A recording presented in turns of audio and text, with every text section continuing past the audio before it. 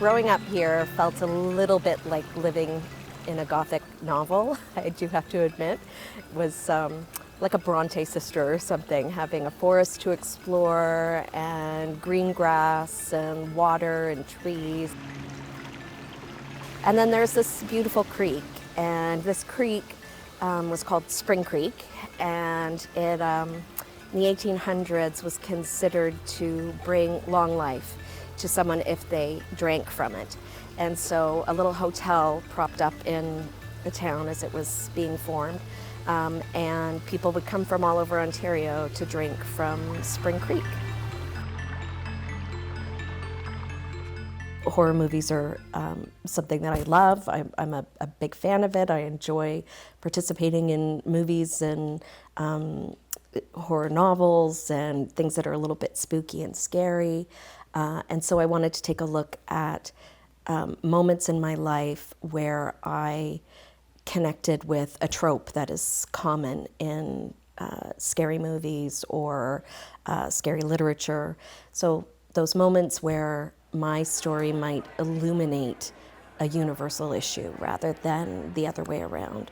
And on this warm spring night, we have the moon roof open and the windows down, and we are all chair dancing and singing to George Michael's Freedom 90. The George Michael Freedom 90 video said something to me about how even in secret places, like your own bathroom, your own bed sheets, the places you're half naked and vulnerable, you are always first and foremost queer.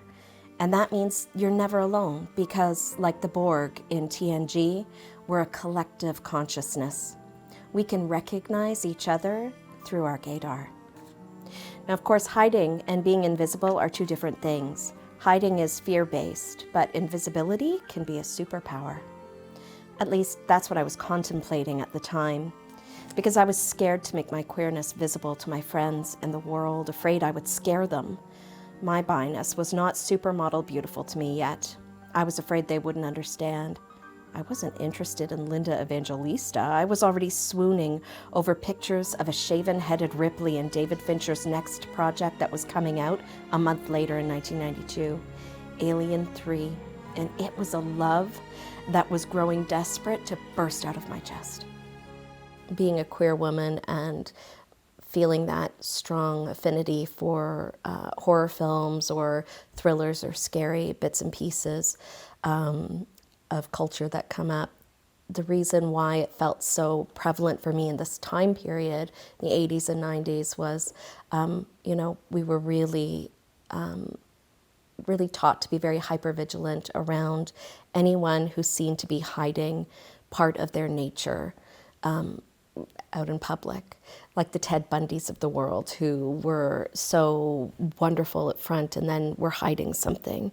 And in the case of gays and lesbians, people were hiding something, but it wasn't something frightening. It was something beautiful. It was love that we were hiding, and yet people turned it to become something more villainous. And that's why they used queer characters quite, often.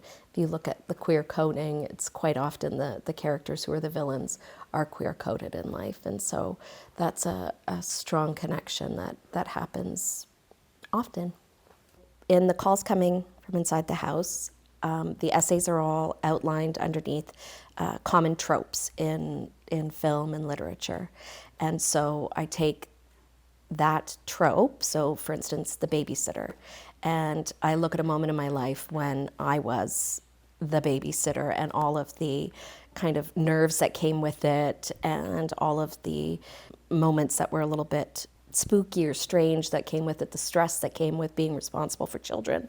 And then I look at some of the theory behind it and I compare it to films that are within that genre and try and connect it to illuminate a stronger universal truth.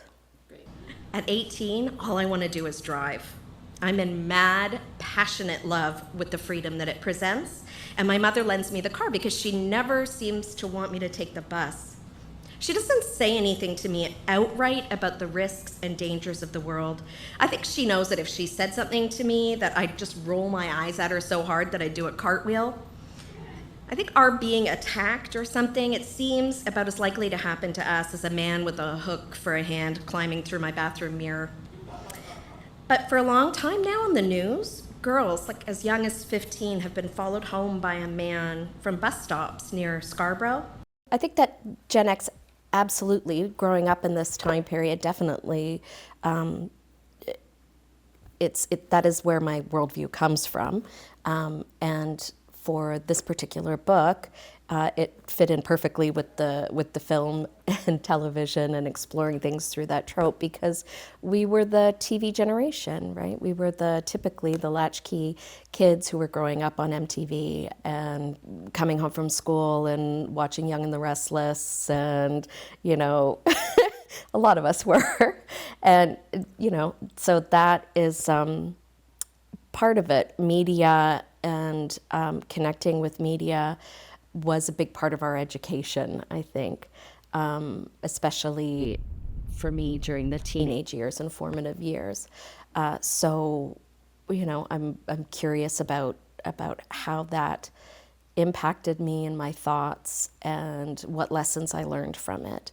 So Gen Xers now at the certain age that we're at, I'm looking back at the first half of my life and kind of assessing the collateral damage. Although as a mother and cis femme queer woman, I've struggled with centering my stories and experiences, separating the expectations of my role from the individual being, and as they say in the film Orlando, not drowning anonymously in the milk of female kindness. We must stay sweet, calm, and sheltered. The stereotype of a screaming teenage girl exists because teenage girls have valid reasons to scream. And teenage girls need plenty of healthy opportunities to scream together in fun. So when we need to scream in outrage or fear, our voices are prepared. I'm a mother raising two daughters, one who's just about to become a teenager and one who's right in the thick of it. And they are both absolutely informed and intelligent and capable girls. But I worry that what maybe I've done is swing the pendulum too far and, by frightening them a little bit. I think they definitely don't fall into some of the same things that I do, but every generation has their issues and concerns. And, I worry that maybe where I was naive, maybe they are too well informed, and it could be frightening or negative to have too much information. Just like I feel like growing up in the 80s, 90s, 2000s, I didn't have enough at all.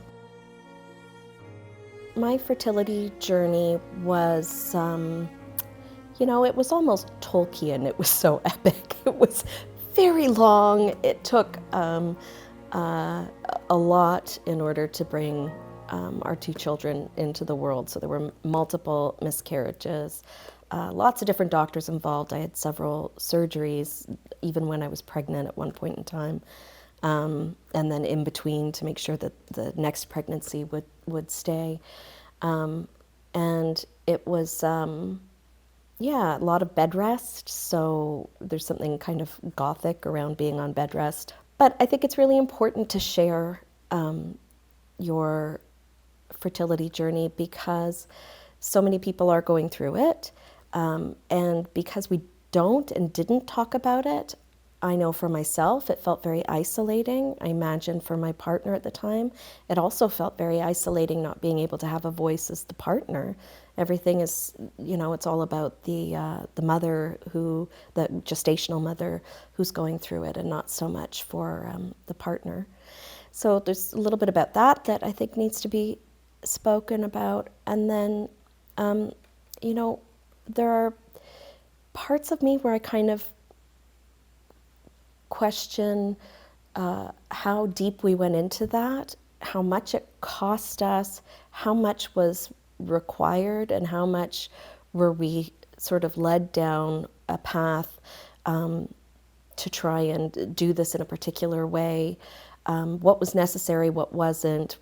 You know, the costs were extraordinary to our, bank account, but also the relationship, my career, taking time off for all of that, your sanity and sense of self. It was all encompassing for a very long time. And so, I want people to know that they're not alone in that. And I think also giving a voice to queer women and how we go about creating our families as well is unique and specific to our journey. At first, we had thought to ourselves, how are we going to do this to women? How is that going to happen? And then there were so many options and opportunities, which you don't really think about, to create this family. And so finding the right path for us, was a bit of a challenge. But ultimately, I would do it again every single day for the rest of my life to have the kids that I have, because they're phenomenal. This essay is really the impetus for the calls coming from inside the house. And it's from the New York Times Sunday Style section, November 1st, 2020. And it is an essay about living in a potentially haunted house at the end of my marriage. So living with ghosts post-divorce. Who is the harbinger? So the harbinger is one of the tropes that I explore in the book. And the harbinger is the character at the beginning of a horror movie who fuels up the plot line by stepping in and saying, don't go into the woods, or stay away from Camp Blood in Friday the 13th. The harbinger is the person who knows the landscape and warns the protagonist to be careful of what's about to come. And in the book, I personify that character as my anxiety. So for me, I live with generalized anxiety disorder that developed significantly when I was going through the fertility process, trying to have children. And so this character of the harbinger hung around for some time until I decided to deal with it and go on to medication, which has now really supported me and helped me with some of the physical sensations of anxiety, so I don't feel like I'm tense at all times, but the intrusive thoughts still come in. And it's something that I think people are becoming more comfortable talking about, intrusive thoughts and fears and worries that are cycling through at all times. So for me, anxiety and the harbinger really showed his face after I had the children and became a single mother when our family structure changed. And so the times I was parenting, I was a single mother. So yeah, he would be very vocal about letting me know that, the worst things in the world could happen at any moment. My ex-wife and I used to call it death at every corner. So I could walk into a room and just let you know immediately where all of the dangers are. Some traumas are so big that they won't fit up on a shelf or in our curio cabinets. Some are so big we have to carry them with us 24/7, which can be awfully heavy. So we turn them into stories that are easier to share with others and take some of the load off of ourselves for a while. We make them entertaining so they're less likely to traumatize someone else. So that segment is in a story called The Storytellers, and it's The Storyteller, or My Dad's First Murder. My father was not a murderer. He's a journalist in the 1950s in Winnipeg, Manitoba. And so he is a very dynamic man, and he's wonderful with words, and he certainly is where I got my love of writing from. Growing up with a father who was a journalist and writer and a mother who was a teacher literacy was very important to them. And so we had the great fortune of having access to books and the classics. So instead of bedtime stories, my father would read to us from An Invitation to Poetry and read stories and poems like The Cremation of Sam McGee, which is one of my absolute favorites. So a little bit spooky and maybe not the most appropriate for bedtime, but it was always fun and got me interested in stories that were maybe a little bit on the darker side. The story of his first murder is he was a journalist. He was doing the crime beat, and he was listening to the police scanner on the radio. And they said, there's a body on Vernon Street. There's a body on Vernon Street. And they were calling for another police officer, and my dad realized, oh my God, I'm on Vernon Street. He was only 17 years old. He'd never seen a dead body before. He had never been a part of anything like this. And so he pulled up and stood over this body in the middle of the street and felt utterly terrified and got back into the car and drove off and then came back once the police had arrived. I mean, that's the kind of the gist of the story. Stories are so big and complex and tell so much about who the storyteller is as a human being.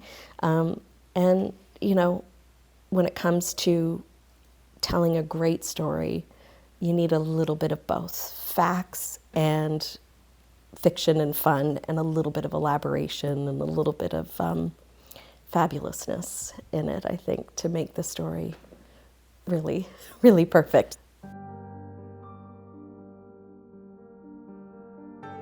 We lost my mom. She passed away in April of last year on my birthday, actually, which sounds really sad, but there was something quite beautiful about that too. Something about, you know, being there for each other in the moment of birth and death, and it was quite beautiful, actually. My mother had an illness called multiple systems atrophy, and it's a rare neurodegenerative disease, and like I could compare it to ALS, I suppose, where just she slowed down quite gently over a period of years, but eventually she was unable to really speak. She had to be fed. My mom was once a dancer. I say she remembered the dance, but she couldn't get her feet to move, and she you know, knew all the words to the songs, but she just couldn't quite sing them the way she could before. So she she was a beautiful woman, a very gentle and peaceful spirit in my life. I say in the book that my mom did disappear from my life sort of task by task, and that maybe that's the responsibility of all moms, is to disappear from our children's life slowly, and as they take on each task in their life, to let them step forward into the spotlight and move back step by step. Smart stories for queer girls. I wasn't really writing it specifically for queer women, although I'm sure it will resonate for women who, you know, are queer, bi, lesbian, trans, wherever you are in the beautiful rainbow spectrum. You know, there's definitely stories in there for women.